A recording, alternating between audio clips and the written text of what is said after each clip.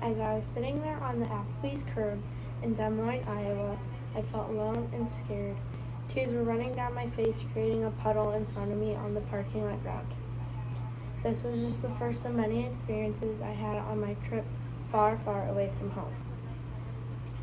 My 10th birthday present from my siblings was a trip to Colorado because they thought it would be a nice vacation for my parents away from me and to let me explore all the amazing things in Boulder, Colorado. My trip to Colorado is what you would call my first big girl trip.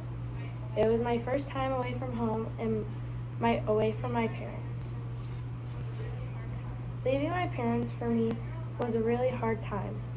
My 10-year-old mind thought that I was never going to see them again if I had decided to go on this trip with my siblings. On the first hour of the car ride, which is 14 hours long, me and my sister played car games like I Spy and the license plate game.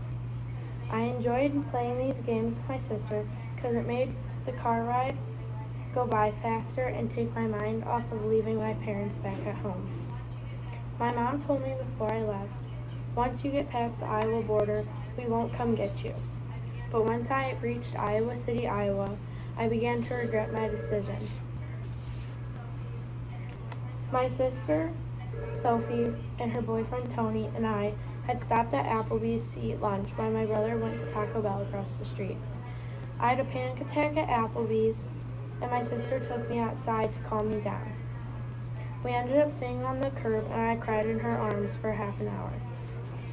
My sister sat down with me and told me that it was okay to feel this way about being away from home since it was the first time I've ever done something like this.